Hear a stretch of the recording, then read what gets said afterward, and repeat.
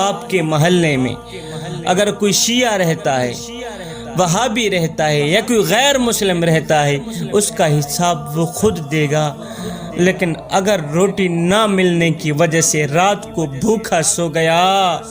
اے بندے اس کا حساب تجھے دینا پڑے گا۔ ایک امیر شخص تھا، اس کے پڑوس میں ایک فقیر رہا کرتا تھا۔ ایک دن امیر شخص کا بچہ فقیر کے گھر میں آیا، دیکھا کہ فقیر بال بچوں سمیت کھانے میں مصروف ہے۔ امیر شخص کے بچے کی یہ خواہش ہوئی کہ میں بھی فقیر کے ساتھ بیٹھ کے کھانا کھاؤں، فقیر کے بچوں کے ساتھ بیٹھ کے کھانا کھاؤں۔ اس کی یہ خواہش ہوئی، مگر فقیر نے بچے کی طرف کچھ توجہ بھی نہ کی، اسے اتنا تک بھی نہ کہا کہ بچے آ تو بھی ہمارے ساتھ بیٹھ کے کھانا کھا لے۔ بچے کی خواہش تھی کہ میں بھی فقیر کے ساتھ بیٹھ کے یہ کھانا کھاؤں۔ وہ بچہ روتا ہوا گھر میں آیا، باپ نے پوچھا بچے تجھے کس نے مارا ہے؟ کہا نہیں، مجھے کسی نے بھی نہیں مارا، وہ جو ہمارے پڑوس میں ایک فقیر نہیں رہتا، میں اس کے گھر میں گیا ہوں، وہ اپنے بال بچوں سمیت کھانے میں مصروف تھا، اس نے مجھے اتنا تک نہیں کہا کہ بچے آ تو بھی کھانا کھا لے، حالانکہ میری خواہش تھی میں ان کے ساتھ بیٹھ کے وہ کھانا کھاتا، اس نے میری طرف توجہ ہی نہیں کی، مجھے اتنا تک نہیں کہا بچے آ تو بھی ہمارے ساتھ بیٹھ کے کھانا کھا لے۔ لہٰذا ہر قسم کا کھانا اس بچے کو دیا گیا۔ امیر شخص کا بچہ تھا، ہر قسم کا کھانا اس امیر شخص کے بیٹے کو دیا گیا،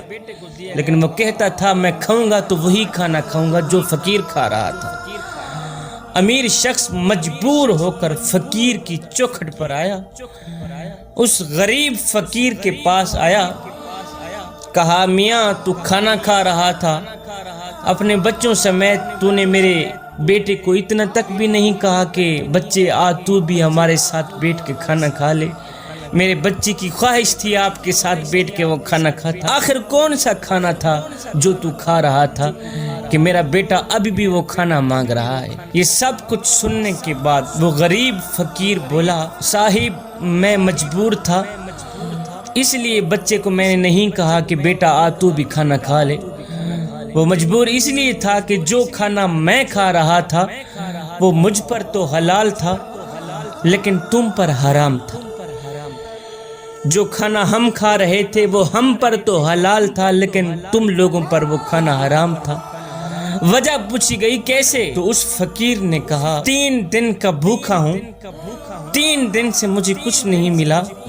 لیکن میری شریعت مجھے اجازت دیتی ہے کہ جو شخص 3 دن کا بھوکا ہو وہ چاہے تو حرام کھا سکتا ہے۔ صاحب میں 3 دن کا بھوکا ہوں، میرے بچے بھی 3 دن کے بھوکے ہیں، مجھے کہیں سے حرام گوشت ملا، میں گھر لے کے آیا، وہی پکایا، وہی کھا رہا تھا، لہٰذا وہ حرام گوشت تھا، وہ مجھ پر تو حلال تھا کیونکہ میں اور میرے بچے 3 دن کے بھوکے تھے، وہ ہم پر تو حلال تھا لیکن تم لوگوں پر وہ کھانا حرام تھا، اس لیے میں نے آپ کے بچے کو نہیں کہا کہ آ تو بھی ہمارے ساتھ بیٹھ کے کھانا کھا لے۔ فقیر روتا بھی رہا اور صاحب کو یہ باتیں سناتا بھی رہا۔ فقیر کی یہ باتیں سن کر اس شخص کی آنکھیں خون کے آنسو چھم چھم برسنے لگی،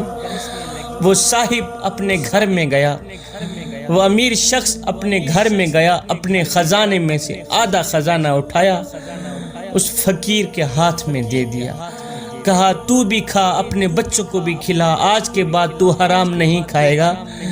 کہنے لگا ہائے قیامت کے دن اگر میرے اللہ نے مجھ سے پوچھ لیا اوے میاں تیرا ہمسایہ بھوکا تھا، اس کے بچے اتنے بھوکے تھے کہ وہ حرام کھانے پہ مجبور ہو گیا اور تو اپنے بال بچوں سمیت خوشی کی سانسیں لیتا رہا، قیامت کے دن اگر میرے اللہ نے مجھ سے پوچھ ہی لیا ہے تو میں کیا جواب دوں گا اپنے رب کو؟ صاحب حقوق اللہ تو معاف ہو سکتے ہیں اگر اللہ نے چاہا تو، لیکن حقوق العباد اس وقت تک معاف نہیں ہوں گے جب تک بندے معاف نہیں کریں گے، جب تک خدا کے بندے معاف نہیں کریں گے اس وقت تک خدا بھی معاف نہیں کرے گا۔ آج میرے اللہ نے لوگوں کو مسجدوں سے باہر نکال دیا، یہاں تک کہ خانہ کعبہ سے بھی باہر نکال دیا اور ساتھ میں کہہ بھی دیا جاؤ پہلے حقوق العباد پورے کرو پھر میری چوکھٹ پر آنا۔ حضرت عمر فاروق رضی اللہ تعالی عنہ نے فرمایا تھا کہ میری حکمرانی میں اگر کوئی کتا بھی پیاسا مر گیا تو اس کا بھی قیامت کے دن عمر کو حساب دینا پڑے گا کہ تیری حکمرانی تھی، کتا پیاسا کیوں مرا تھا، تو نے اسے پانی کیوں نہ پلایا۔ صاحب اگر کتا پیاسا مرے اس کا بھی عمر سے حساب لیا جائے گا۔ ہماری گلی میں اگر پڑوسی بھوکا مر جائے تو کیا ہمیں اس کا جواب نہیں دینا پڑے گا؟ لہٰذا ہمیں ہر حال میں ہمسایوں کے حقوق پورے کرنے ہوں گے۔ میاں ہمسایوں کو ستانے والے شخص کی تو نماز بھی قبول نہیں ہوتی۔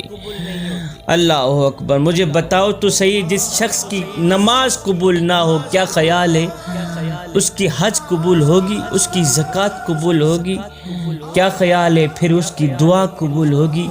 مجھے بتایا جائے جس شخص کی دعا بھی قبول نہ ہو کیا خیال ہے وہ شخص برباد نہ ہو گیا؟ تو اللہ سے دعا ہے اللہ تعالی ہمیں ہمسایوں کے حقوق پورے کرنے کی، ہمسایوں کی ضروریات کو پورا کرنے کی، ہمسایوں کے دردوں کو اپنا درد سمجھنے کی،